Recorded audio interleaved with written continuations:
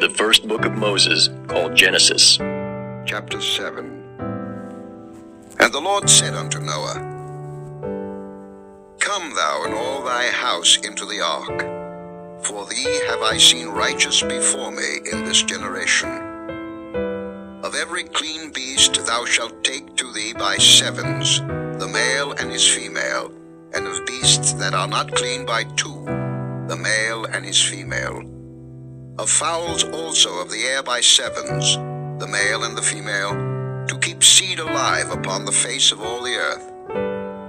For yet 7 days, and I will cause it to rain upon the earth 40 days and 40 nights, and every living substance that I have made will I destroy from off the face of the earth.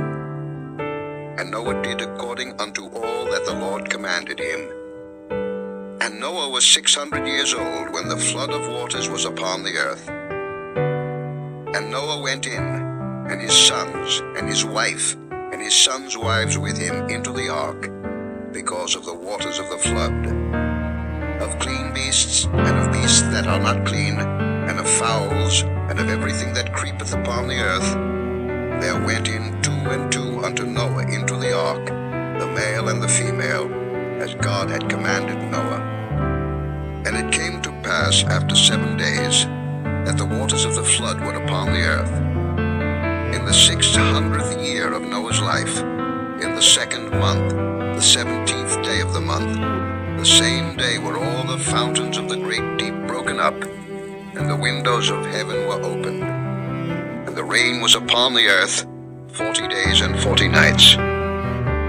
In the selfsame day entered Noah, and Shem, and Ham, and Japheth, the sons of Noah, and Noah's wife, and the 3 wives of his sons with them, into the ark. They, and every beast after his kind, and all the cattle after their kind, and every creeping thing that creepeth upon the earth after his kind, and every fowl after his kind, every bird of every sort. And they went in unto Noah into the ark, 2 and 2 of all flesh, wherein is the breath of life. And they that went in male and female of all flesh, as God had commanded him, and the Lord shut him in. And the flood was 40 days upon the earth, and the waters increased and bare up the ark, and it was lift up above the earth. And the waters prevailed, and were increased greatly upon the earth, and the ark went upon the face of the waters. And the waters prevailed exceedingly upon the earth, and all the high hills that were under the whole heaven were covered.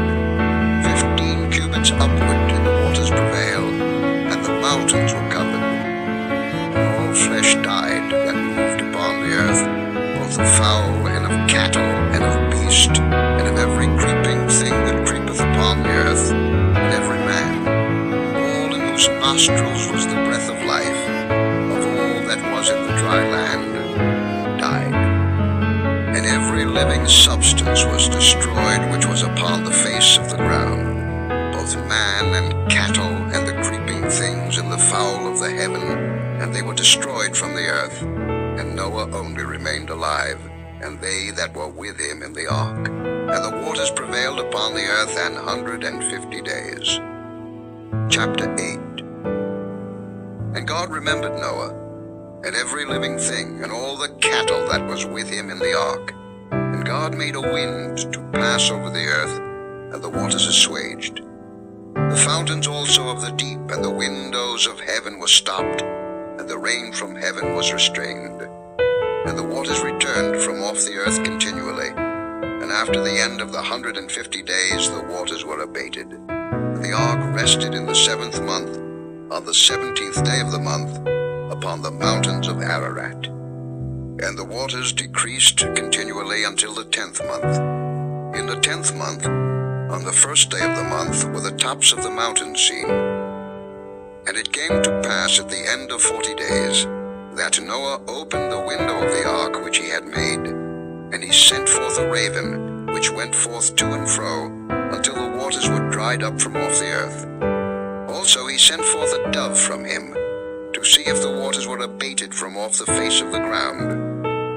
But the dove found no rest for the sole of her foot, that she returned unto him into the ark, for the waters were on the face of the whole earth. Then he put forth his hand, and took her, and pulled her in unto him into the ark. And he stayed yet other 7 days, and again he sent forth the dove out of the ark. And the dove came into him in the evening, and lo, in her mouth was an olive leaf plucked off. So Noah knew that the waters were abated from off the earth. And he stayed yet other 7 days, and sent forth the dove, which returned not again unto him any more. And it came to pass in the 601st year, in the first month, the first day of the month, the waters were dried up from off the earth. And Noah removed the covering of the ark, and looked, and behold, the face of the ground was dry. And in the second month, on the 27th day of the month, was the earth dried. And God spake unto Noah, saying, Go forth of the ark, thou, and thy wife, and thy sons' wives with thee. Bring forth with thee every living thing that is with thee, of all flesh, both of fowl, and of cattle, and of every creeping thing that creepeth upon the earth, that they may breed abundantly in the earth, and be fruitful, and multiply upon the earth. And Noah went forth, and his sons, and his wife, and his sons' wives with him. Every beast, every creeping thing, and every fowl, and whatsoever creepeth upon the earth, after their kinds, went forth out of the ark. And Noah builded an altar unto the Lord, and took of every clean beast, and of every clean fowl, and offered burnt offerings on the altar. And the Lord smelled a sweet savour. And the Lord said in his heart, I will not again curse the ground any more for man's sake, for the imagination of man's heart is evil from his youth. Neither will I again smite any more everything living, as I have done. While the earth remaineth, seed time and harvest, and cold and heat, and summer and winter, and day and night shall not cease. Chapter 9. And God blessed Noah and his sons, and said unto them, Be fruitful and multiply, and replenish the earth. And the fear of you and the dread of you shall be upon every beast of the earth, and upon every fowl of the air, upon all that moveth upon the earth, and upon all the fishes of the sea. Into your hand are they delivered. Every moving thing that liveth shall be meat for you, even as the green herb have I given you all things. But flesh with the life thereof, which is the blood thereof, shall ye not eat. And surely your blood of your lives will I require. At the hand of every beast will I require it, and at the hand of man. At the hand of every man's brother will I require the life of man. Whoso sheddeth man's blood, by man shall his blood be shed. For in the image of God made he man. And you, be ye fruitful, and multiply. Bring forth abundantly in the earth, and multiply therein. And God spake unto Noah, and to his sons with him, saying, And I, behold, I establish my covenant with you, and with your seed after you, and with every living creature that is with you, of the fowl, of the cattle, and of every beast of the earth with you, from all that go out of the ark to every beast of the earth. And I will establish my covenant with you. Neither shall all flesh be cut off any more by the waters of a flood, neither shall there any more be a flood to destroy the earth.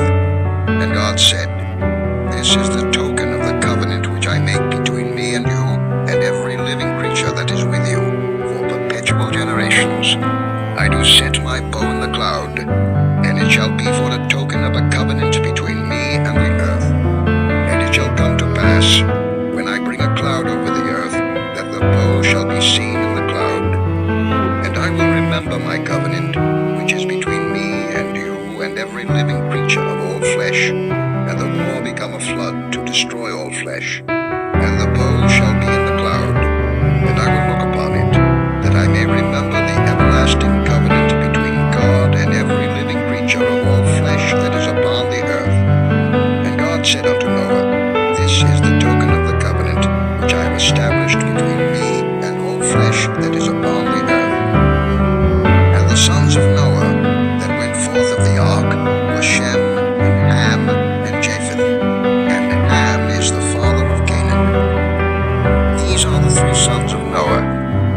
of them was the whole earth overspread. And Noah began to be an husbandman, and he planted a vineyard, and he drank of the wine, and was drunken, and he was uncovered within his tent.